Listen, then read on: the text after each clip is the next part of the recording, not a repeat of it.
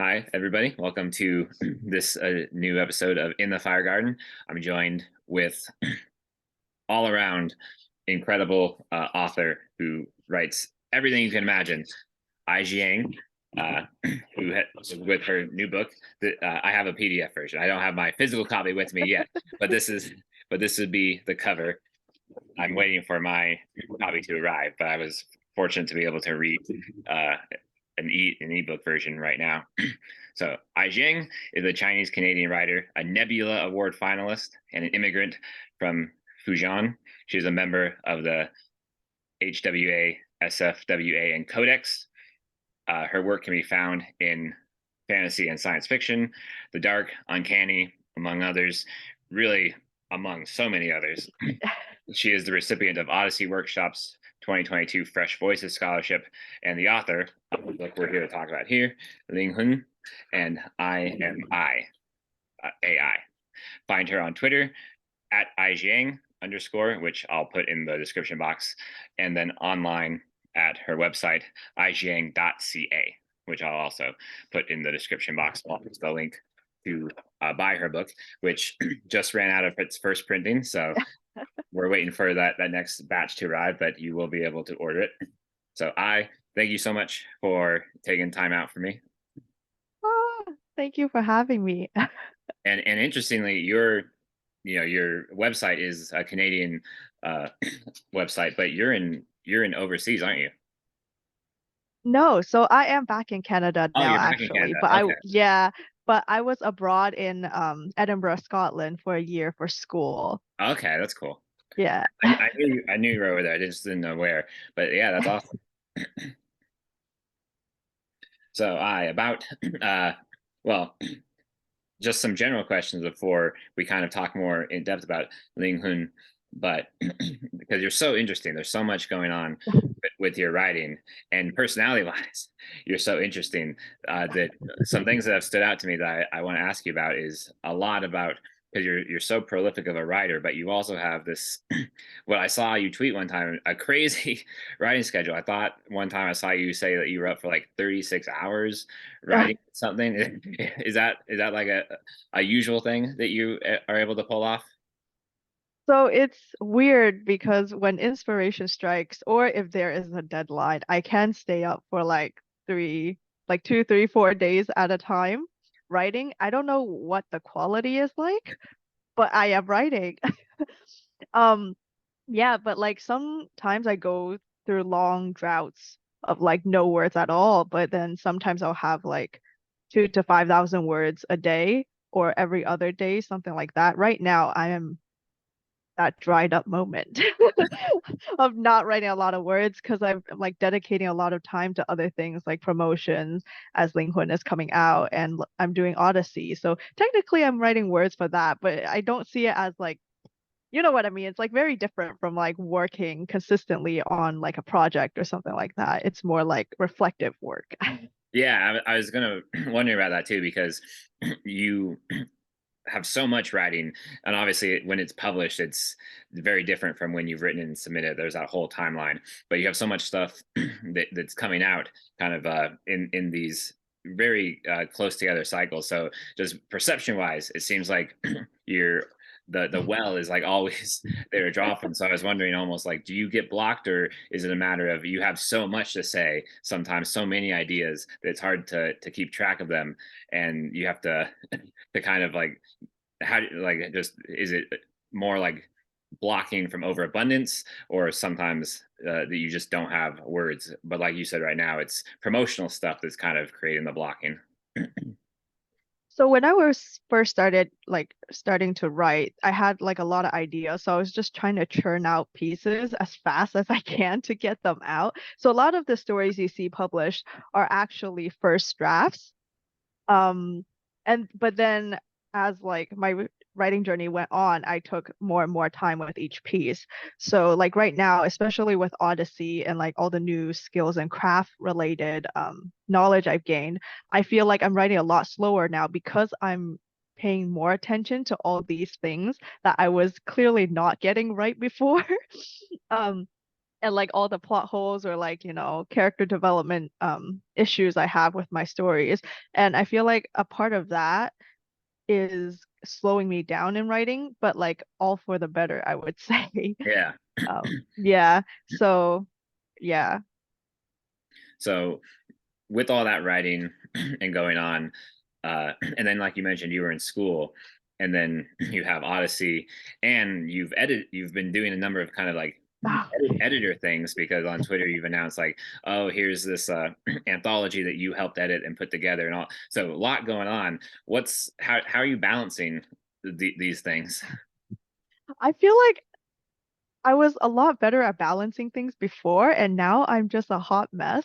Because when I first started writing, there was one point where I was volunteering at like 7 different magazines as like a reader or whatnot. And now that I think about it, I have no idea how I balanced that. I think I had like a very rigid schedule back then where it's like Monday I do this, Tuesday I do this, Wednesday I do this, and I just like cycle through it. But now it feels like it's just everything everywhere all at once. So whatever is most urgent at the moment, I will just pour all my time into and then move everything on my to-do list like later. But I feel like I'm missing a lot of things right now, and there's like 10 to-do lists, and I just need to go back and check. Yeah, I'm always kind of in awe of like you said, you're a hot mess, but I'm just in awe of the mess because I feel like I'm so horrible at time management that just a singular task makes me into a real mess. Uh, you're you've published basically every kind of category of writing, fiction obviously, and then all sorts of different fields of fiction, essays, poetry, probably nonfiction. So when it comes to deciding what style the piece is going to be in, like say like, oh, this is a poem, or this is a story, this is a fantasy story, or versus a horror or whatever, I would imagine it sometimes starts with just like a little grain of an idea, so maybe not fully formed enough to always decide what's what. So how do you follow your instincts in such a way it's like, oh, this is a poem, I'm going to go that way? Or when does an idea begin to differentiate for you in terms of the format you're going to present it in? I think it's definitely when I think about how big the story is and how big the world of that story is at the moment in my mind and how much I want to develop that world. So it could be that it is a drabble that hints at a wide sweeping alien invasion world or something like that. But at that moment, maybe I am not in the brain space to try to develop that world into, let's say, a novel or like a novella or even novelette length. So at that moment, I will probably be thinking, oh, this is like this small snippet of the small world, this like minuscule part is the only thing I want to write about. And usually the length will just come naturally, like given the focus, if that makes sense.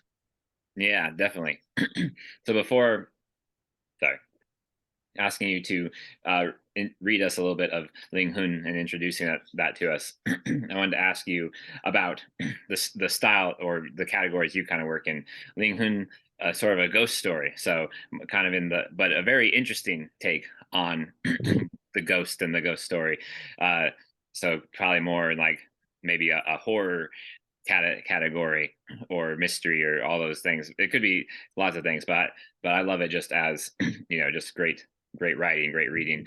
Uh, but in terms of that ghost story versus you published in science fiction and fantasy, so and written both of those styles, and then sci-fi. You're working on a cyberpunk novel, like you mentioned in your essay at the as like a coda to Ling Hoon. Do you think in do you like think of yourself or approach those things in those categories, or do you just think of yourself as a writer who is attracted to those tropes that are very popular in those genres, or do you kind of embrace the genres the as like, oh, I'm a sci-fi writer, I'm a fantasy writer, or like I said, do those labels kind of just not really fit into your mind? You're just like, no, I just like robots, I just like aliens. I feel like this is such a funny question because there have been other like interviews or podcasts I've done, right?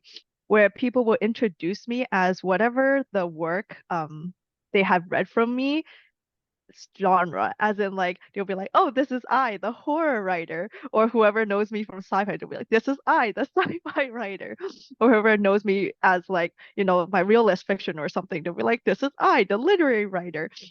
But I feel like I just like ideas and I like exploring ideas in the best form that I feel like they are explored in, if that makes sense. And I usually think in terms of like philosophical musings or like different themes or concepts, not so much in like, oh, I will write a horror story now, or oh, I will write a fantasy and sci-fi story now. It's more like there's this thing that I'm thinking a lot about. And how can I best explore it? What kind of world would suit this best? And sometimes it just like comes as a sci-fi world or comes as a horror world. And sorry, my cat is meowing in the background. Yeah, I makes a lot of sense because like I was saying about the interesting idea of a ghost story in Linghun is it's definitely I picked up on that it's definitely a ghost story that was predicated on an idea, almost like an allegory, where everything is that idea and that philosophy or your musings on this kind of abstract idea is definitely there, and then we have you just gave it some bones to for us to be able to digest the musings and the meditations a bit better. So, which is why I love it as just great, just you're a great just writer as a whole. So, if there's a part from Ling Hun that you'd be interested in sharing, uh, to give us a taste of it before we talk a little bit more about it specifically, that'd be awesome. Okay.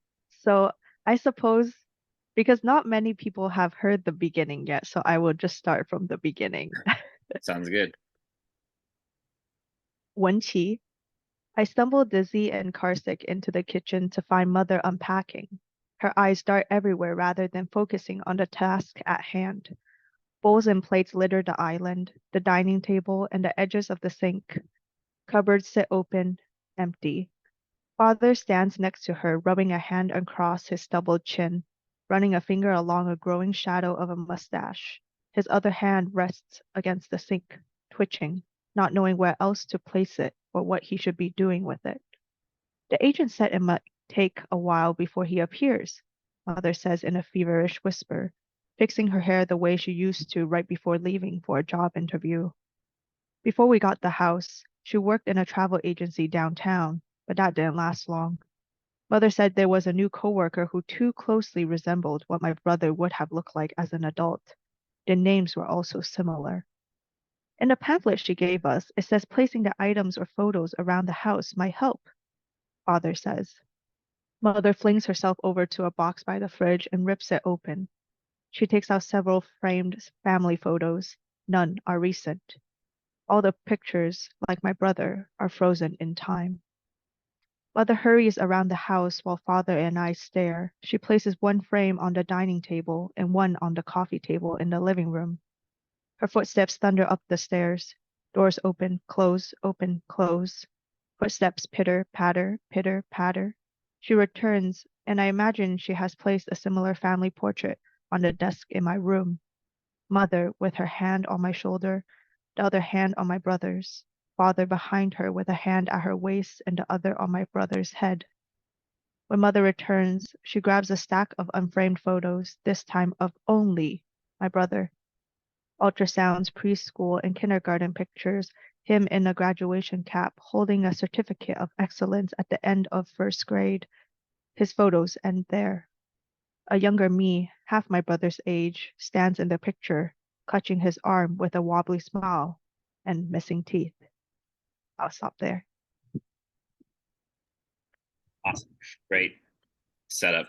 And what I love is in this book, so it's a short little collection. You have your novella Linghun, and then you have this essay, a little bit about Linghun, uh, called "A Ramble on Dufing Ling and Death," which is a really personal essay where you talk about the spirits that basically inhabit Linghun, the Dufu Ling, which I'll talk about in one of the questions. But then you have two shorter pieces of fiction as well. uh, the one title I didn't ask you how to pronounce because I'm bad at it. But then that title, I'll have you say it, and then teeter totter. Uh, So the yeah, title was 勇士. yeah, Young Sun. So when assembling this, you had it makes a lot of sense the Rambo du Fingling as kind of a complementary essay to it. Why was it important for you to include those other two shorter pieces of fiction? Why did you think that these four things went together perfectly in this book? So actually, one of the first reasons was length. We wanted to add a little more length I to was the wondering about this. novella. Yeah, with the bonus material. But second, I realized that a lot of my short stories do touch on the concept of death and explore it in different ways and like different kinds of thoughts I've had about death. Um, and I thought Yongshi and Teeter Totter was the best way.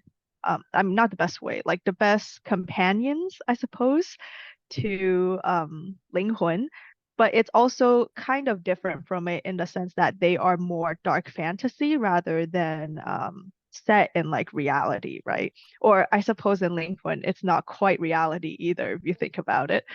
Um, yeah. I love at the close of your ramble essay, if you don't mind, I'll read kind of your closing of it because I think it's such a great introduction to the novel itself. With this novella, I want to mourn the dead, the living, the mother tongue that has become my second language, the village that no longer exists in Shenghu, and my birthplace in Chang'o that has become a familiar stranger. Feelings, emotions, experiences are all part of humanity's shared language, and in Linghun, that shared language is grief. Grief is a language that tears us apart, but it also is what brings us together. Remember, you are never alone. I love that that closing because it's so powerful and a beautiful sentiment. But I was really struck by because home is obviously one of the major themes. What is home? What is not home? Uh, and all that. But I was really struck by you noting because in that essay you also have this powerful line that immigration is a kind of death. You think as well that there's at least a part of death that's brought on by immigrating when you went from China to Canada. I was wondering what's it like psychologically for you to when you reflect on like that idea that your mother tongue, your original language is now kind of your second language because you're always speaking English with everybody. What's that like to adapt to? I feel like it is almost like talking to a familiar stranger, if that makes sense, or a friend who you have not seen a long time ago. And in during that conversation, if they remind you something of themselves, you kind of think, oh, yes, I should know this, but it has escaped me because it's been so long. But like this thing, like I have an echo of it in my memory that you mentioned this, that like once upon a time you did so and so job, or like your mother did so and they're so and so now. Um, yeah, so I feel like using Chinese now, like Mandarin, it kind of feels like that, you know, like there are certain words that don't come to mind as easily as before, where I will be like, oh, that is something I should know. Why do I not know it? What is it? And then someone will remind me of what that word is. And I'm like, of course it's that. Yeah, does that ever, does that ever that feeling of, that missing the word, not being able to grasp it, does that ever evoke like sadness, frustration, or like a sense of longing or grief, like you talk about? I think oftentimes you don't really think about it because of everything else going on in life, but I feel it most when I'm trying to speak to people who only know Chinese or Mandarin, kind of like my parents who don't understand English as much, right? And if I'm struggling to try to translate something to explain it to them and I can't find the words for it, then I get very, very frustrated, right? Not at them, but at myself for like not knowing how to explain it to them when I should. Yeah, that makes a lot of sense. As best as I can understand it, despite all my best efforts, I remain monolingual. So I'm working on that. But that definitely ties. You can see that theme, that idea of grief, and running throughout the book. Grief in very different manifestations being a kind of central focus of the book. And the Di Fu Ling, for those unfamiliar, you explain in the intro to your ramble essay, earthbound spirits, usually ghosts who remain on Earth because they cannot let go, have unfinished matters, and are more often than not malicious spirits. But you do make a brilliant inversion with this in your story, where home, the homecoming of missing entities, is a great acronym you came up with for that. It allows the living to keep the dead around in kind of reverse haunting, which I love. And then you also talk about memory a lot in your essay, and note that you hold off exploring maybe in all the ways you want to, because that's going to be in your cyberpunk novel, which awesome, can't wait for that. But I love that allegory that you turned memory and grief into, turning it into a haunt as opposed to being haunted by it. Like people are actively pursuing these memories, and are basically, the living are plaguing the dead on not letting them go on. And so there's ghosts, but the ghosts are the ones being haunted by the living. And that inversion is just so fresh and so striking. You never really get used to it throughout the book, because you're always just like, oh wow, I can't believe that the ghosts Yes. are the ghosts are the ones who are being kind of haunted by their own memories of themselves here. So about memory, it's clear that you've been meditating on memory for a very long time, have lots of thoughts about it.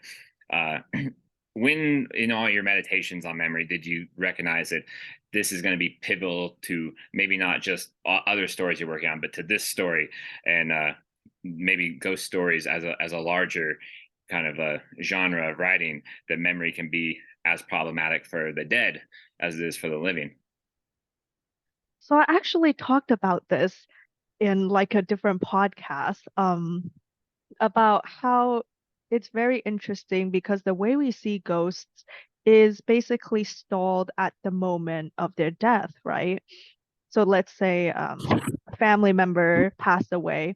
At that moment of death, that is how you remember them. And oftentimes, the depiction of the ghosts coming back of them are them stalled in that time, right?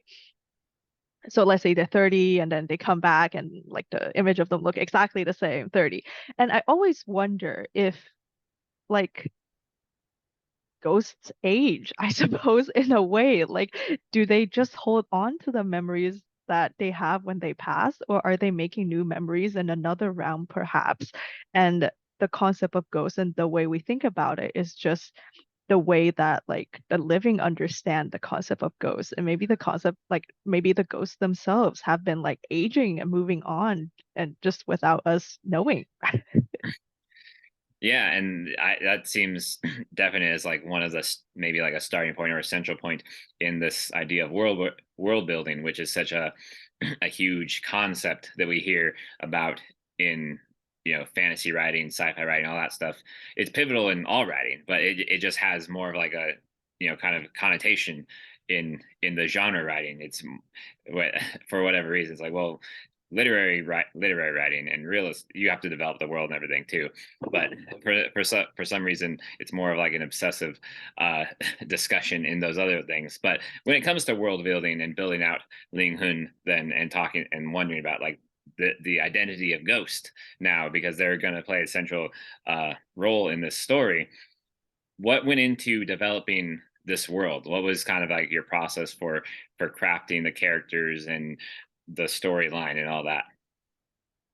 So I am very much a person who likes to think in metaphors when I'm writing.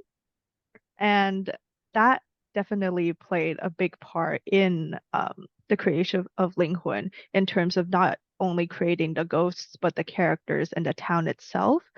And I wanted the town to kind of like stand as a metaphor for the stalled ways that we become when we are mourning or grieving someone and is unable to move on. So the town is like a literal place that is not moving on in and of itself and not just the people within it, right?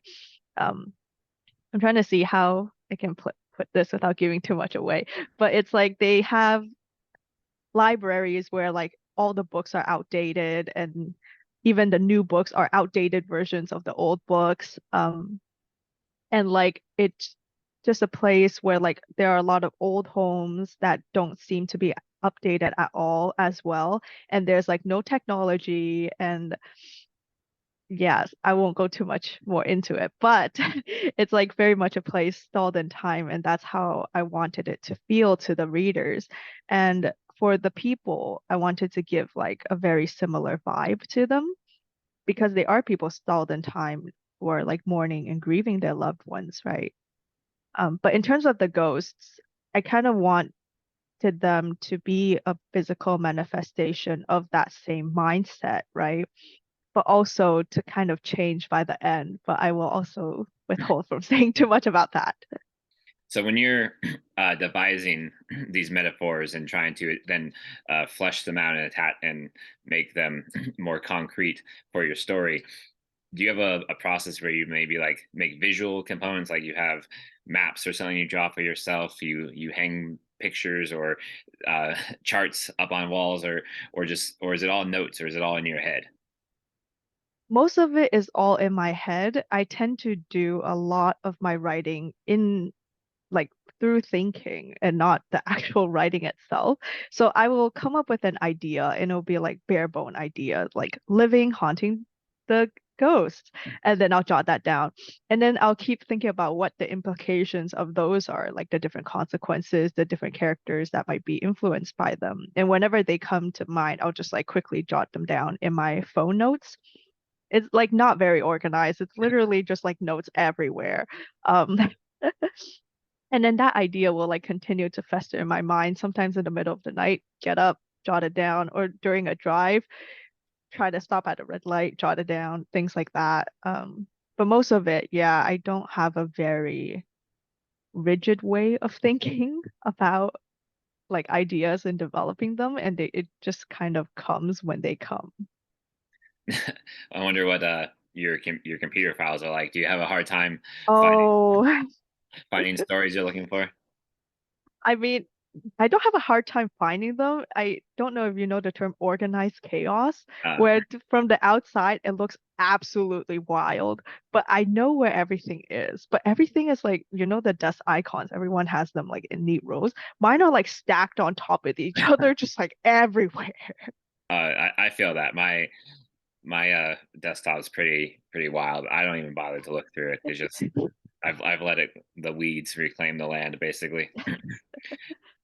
So in your essay, which I love that essay, by the way, it did such a good job of elucidating stuff about the book. The book was already, clear. It made perfect, all your ideas came through. But I just love the essay because you contextualize so much. I think about how the ideas came to you, especially grief, because you talk about losing your uncle, and you lost him when you were fairly young. It but it had such a profound still impact on you. Loss experience kind of any time is still devastating, and which we learn about from you in that essay, that yeah, even though your uncle was lost when you were fairly young, uh, his image is still pressed upon you as being one of the most caring people you've met, and that's so powerful.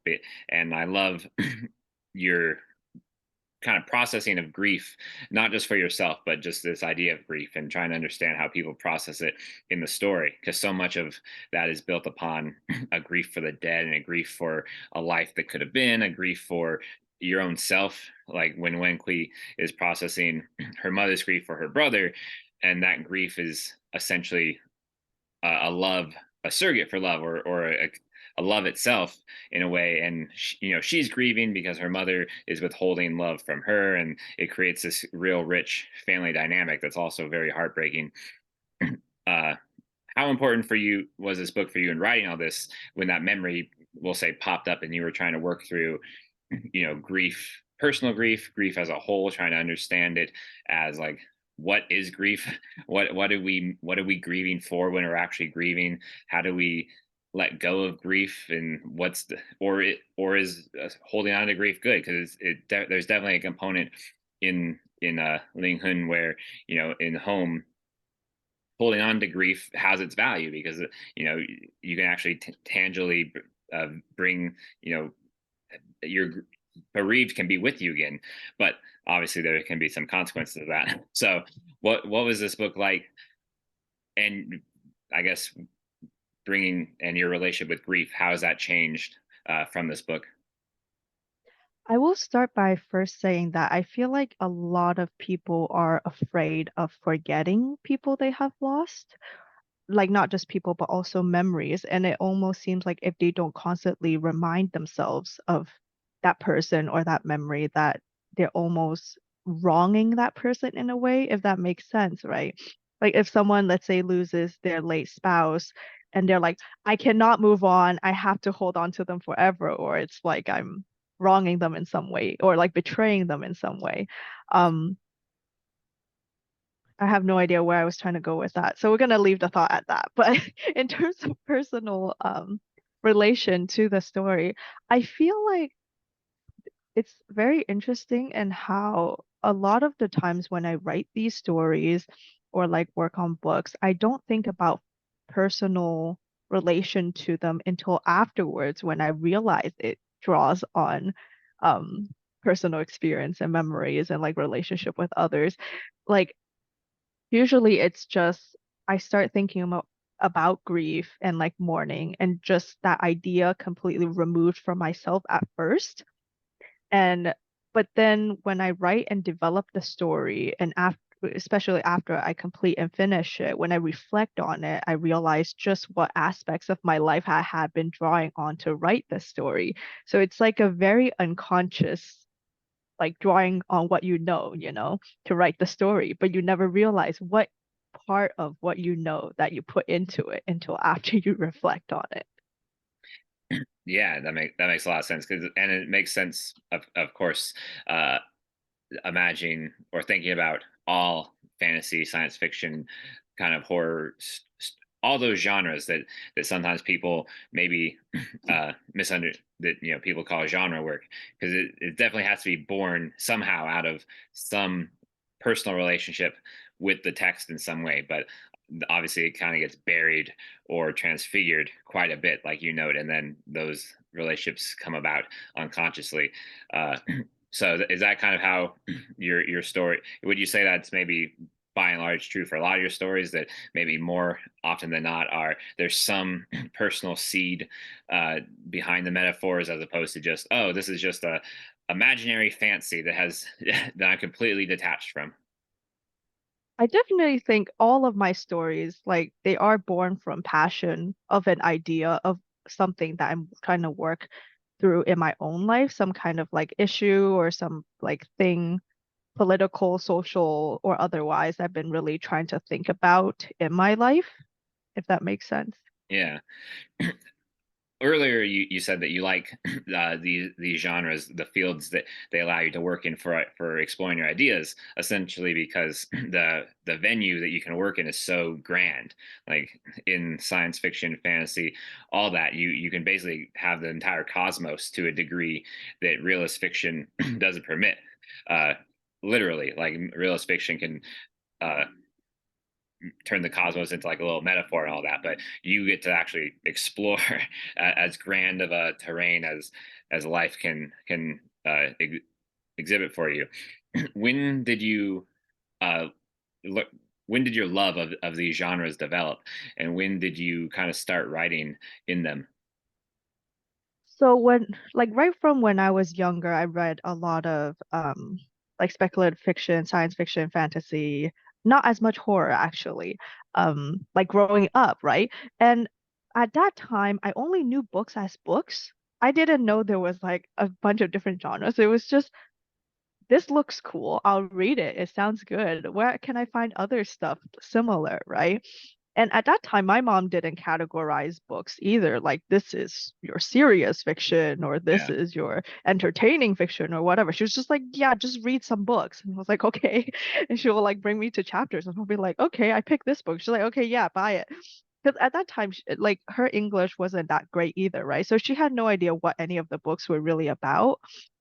So she just like allowed me to pick any of the books. And I read a lot of vampire books back then, now that I think about it. But but in school, you don't have a lot of like those kind of courses, right, that teach you about fantasy, science fiction, and horror. And so my undergrad degree was actually in like literary classics, right, from like way back when, 1800s. 1700s, 1900s, things like that. So I feel like my writing has become a strange mixture of those two in a sense. Um, but yeah, so like I read a lot of genre fiction now compared to before, but it like my reading is still quite wide, I think, because I've been so exposed to like a whole ton of different fiction, and I do think my writing is better for it because I like see a lot of different kind of narratives and premises and the different tropes among like different genres or like literary fiction. Uh, and I'm like completely straight from the question. I realize that, No, no, but yes. no. You you touched on everything. Uh, is there a style of writing outside of fiction that you find most maybe beneficial for your thinking or your ideas, like a style of nonfiction, criticism, anything like that? I feel like because I'm such a idea-driven person, when I watch like lectures or just like specific topic panels, it really inspires me. Just like people talking about like different industries or like, climate or like historical things, or like cultural, like ancient cultural things. I just feel like those really inspire my ideas and my writing and like how I can further explore these concepts, but maybe at a new angle or kind of reimagine them. Yeah. Uh, back to your essay here. I wanted to get to this line because I think it struck me because I never heard this idea phrased in this way. And I thought it was so interesting, but it ties in really well. So there's two parts in your essay here. I think immigration is the death of a part of us, which sounds bleak. It sounds like bad. It's like, oh, that sounds harsh. But if you continue reading on the essay, you have this beautiful thought of your relationship with of what life to death is. When we are born, we are simply walking the land of the living, waiting to be returned with those who have been waiting for us on the other side. So you actually have this very peaceful idea of the transition from death to life, that there's a whole community of the dead or ghosts or spirits that are waiting for us, that as you say, that life is just a path to death. So this idea of immigration being the death of a part of us is not so harsh anymore, because now we just understand, like, oh, a part of us has already kind of crossed over. But nonetheless, it's still a sad thought, because there's still a loss of something there. So and it just made me think a lot about like what it must be like to be an immigrant, going from China to Canada, which is so important in your book because there's so much Chinese culture in that. So how do you feel about your dual identity? How much Chinese heritage do you frequently portray in your writing outside of Linghun? uh, how does that, and do you feel like your writing helps you connect with that part, and just overall, what's kind of like, yeah, like how's your connection still to that part that you feel like got left behind? So I will say first that I feel like the idea of immigration being kind of like a death of part of yourself, I feel like it's very true in terms of not just immigration, but of like different life stages too, if you think about it. Like when you move from childhood to teen, it feels like you've lost a part of your child self, and then from teen to adulthood, similarly, right? And I feel like there are people who are also always desperately trying to hold on to that previous stage that they've left behind, or desperately trying to leave behind that previous stage to move on to the next stage. Um, so I think it's like something that does not only connect to immigration, but just like life in general. But in terms of my identity and immigration, it's very funny because I was talking to my mom about it recently, and she was asking me, she was like, how much loss do you feel, or how much loss can you feel if you come to a country at such a young age, and do not probably have as like firm of a memory as she had when she came, which I believe was about when she was 28 to 30, around that. So she's like lived a really long time in China before she came to Canada. And I was just thinking about how impressionable children can be and how much the smallest things can weigh on a child's mind compared to the way it might weigh on an adult's mind, if that makes sense. Like if you experience something very traumatic as a child, you might remember that far more than if like I experienced that exact same thing as I am now. Something like, let's say someone stole like a piece of candy from you, okay? When you're a child, that might be the most traumatic thing you've ever experienced in your life, and you might remember that for the rest of your life, right? But if someone stole candy from me now, I'll probably not remember it by next week. I probably won't even know who stole my candy or what that candy even is, right?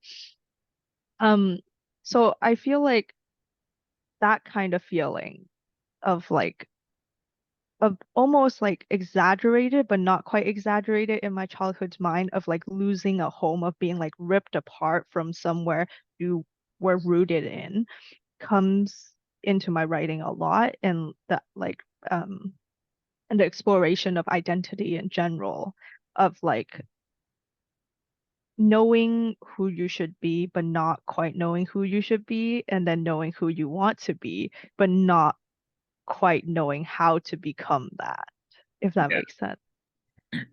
yeah, I love that idea because it ties so nicely into another theme of your book, which is at home. It said obviously moving, and then the acronym home, which is so ironic, so wonderfully ironic in the book because so many so many people don't feel at home in home, which of course makes us kind of question as readers and think about that idea, like what is a home, like what is a home, like actually just where you are? How do you uproot yourself and then go somewhere else and turn that into a home?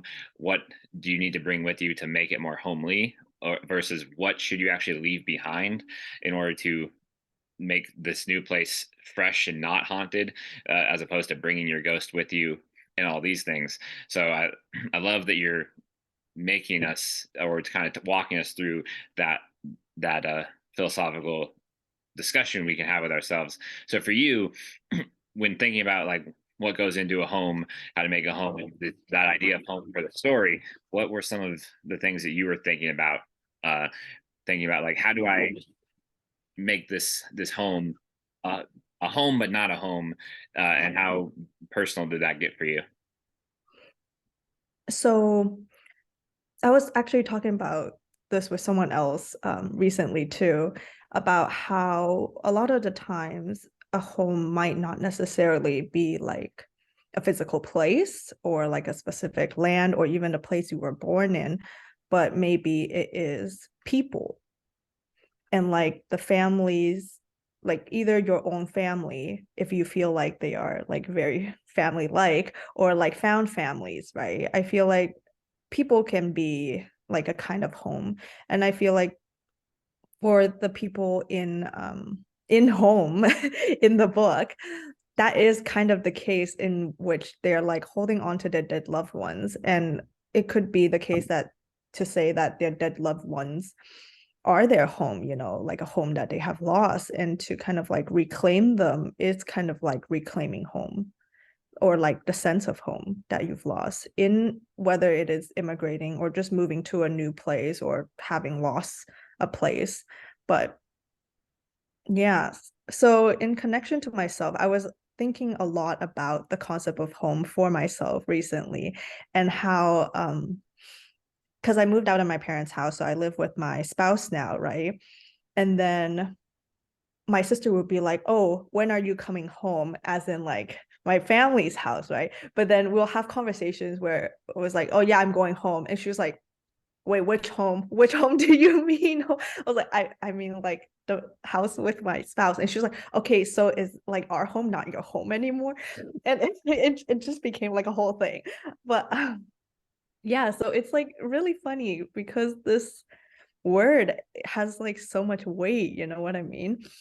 And like just so much, like so many different definitions, you just can't connect like one single definition to it, right? And like some people will be like, oh, I'm going home, and it'll just be referencing a person or something like that. And you don't know that, right? It would be like, oh yeah, where did you live? It's like, oh, I was just talking to my like about my cat. And you're just like, oh no, okay. But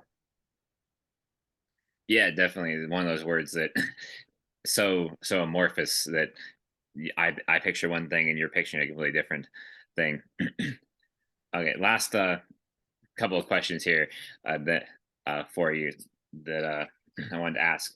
Titles to me, I always ask about titles. They're so important, especially like the etymology of words and what words mean and their significance. So of course I have to ask uh, for as an explanatory for us, what does Linghun mean, and why did you feel like that was the perfect title?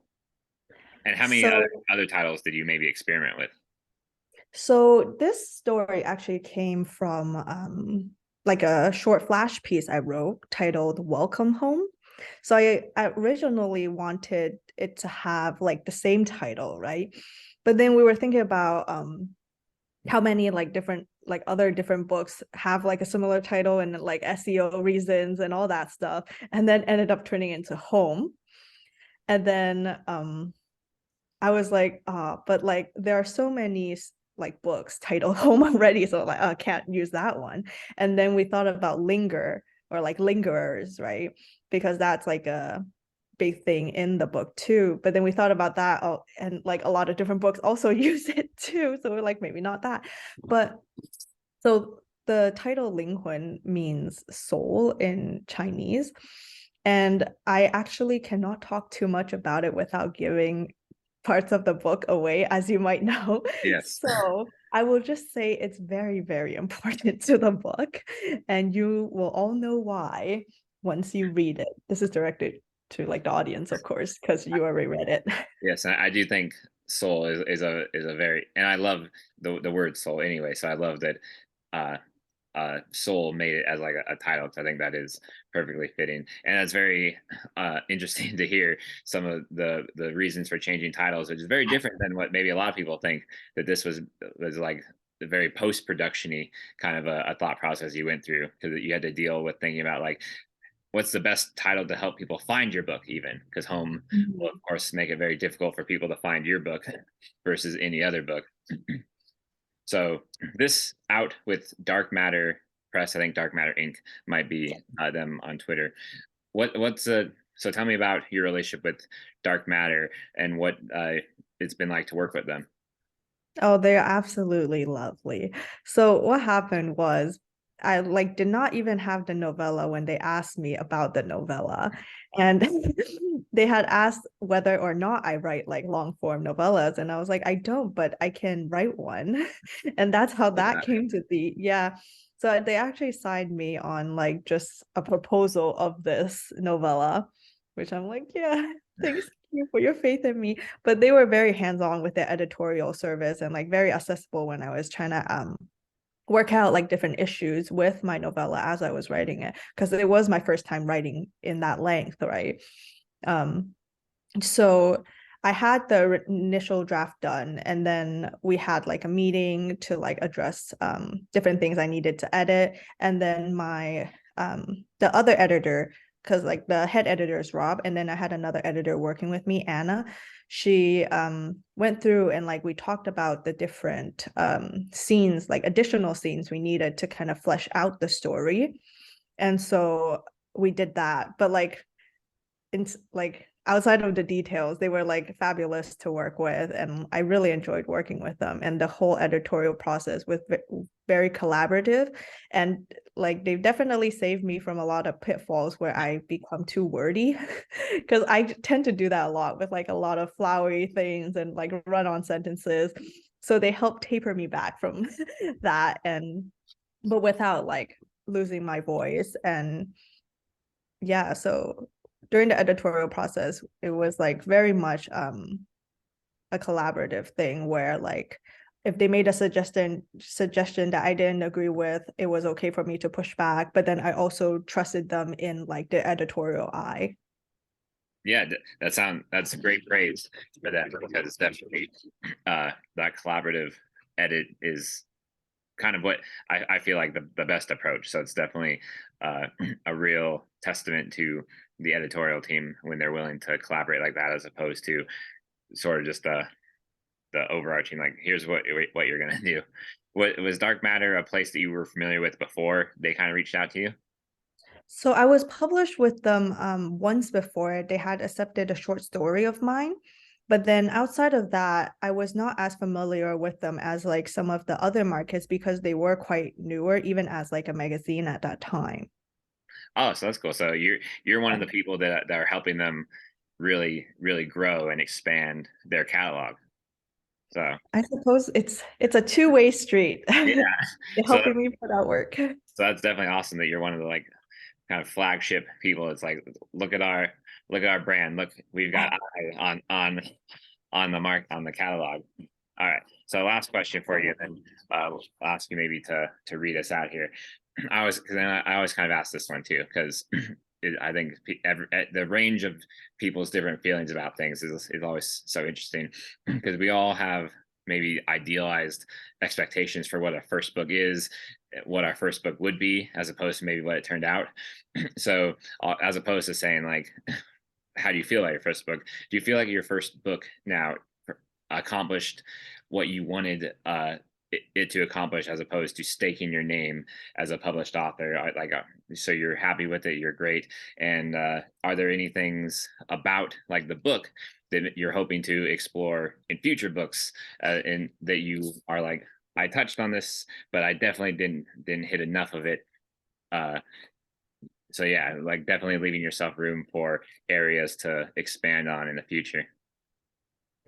I think I have done my best to explore what I had attempted to in this book to the ability I had at the moment as an author. And I think that is really the best that we can do, right? Unless we are fiddling with our books for 10 years, then you can really see the change in like skill during those 10 years, right?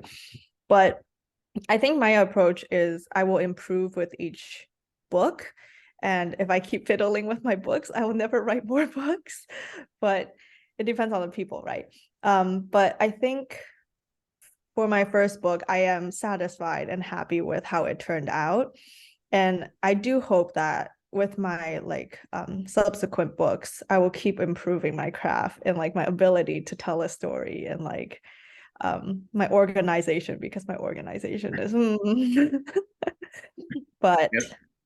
Yeah, I I guess don't know if that answered your question, but yeah. no, that did, and it reminded me of this one, which I think this will actually be my last one, but it's a follow up, because it for writing your first long form fiction, it's a stellar job. Uh, so which makes me want to ask, like, now, how is how do you feel like incorporating long form into your repertoire? Like, you said you're working on a steampunk novel, so clearly I mean cyberpunk, so you're clearly working on a novel. Is long form now like more in the works for you? Or are you still like a short flash, short story kind of person at heart, and then the long form is definitely something that you have to really kind of get your ask more out of yourself for than usual? I definitely think long form is something that I have to ask more myself than usual because it's so different from short stories. And I really like to write short stories like in one go within a few hours of like in one day. But you can't do that with long form, right? And it gets very difficult keeping track of what you've included and what you need to include and like add and things like that and fully flesh out in long form because you're working on it sometimes not like consistently, right? Because you have like other things you need to do. And that part has been very difficult for me because I often like to do very complicated things. And it gets very hard to keep track of because for short stories, I keep everything in my mind, right? And even for Linghun, most of it I did keep in my mind. But for something that's like 80,000 words or more, there's just no way I can keep everything in my mind. So I'm still trying to find a system for it. But I do think I will move on, like maybe not permanently, but like kind of permanently to long form because that is what will pay the bills if I want to make a career out of it, right? Definitely. So I thank you for joining us here. I think we talked about if you might have queued something up as like a little farewell reading to read us out here. So if you're still cool with that, if you still have it on standby, then I'd love for you to read us out here, and then at the end, remind everybody how they can get in contact with you to tell you how much they love your book. I will end with like a very short section, which basically follows the one I read in the beginning. So here goes. Mrs. The new arrivals to the neighborhood moved into the house across the street. There's only one reason anyone would trek through the guarding trees to get to home, not to seek new life, but to satisfy a longing for the dead. Houses and homes sate the unending hunger of those most vulnerable, unsuspecting. They feed on our desires, our pain, so much pain. And to wallow in such pain, it is a hideous thing. Isn't it strange how everyone here desires their home to be haunted? You wonder if the newcomers will be the same as the others. You wonder if they too will be unrelenting, or perhaps they will be like you, unhaunted. Awesome.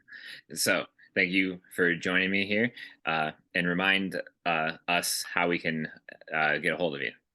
Yes, so you can find me on Twitter at @ijiang_ and on my website ijiang.ca, not .com.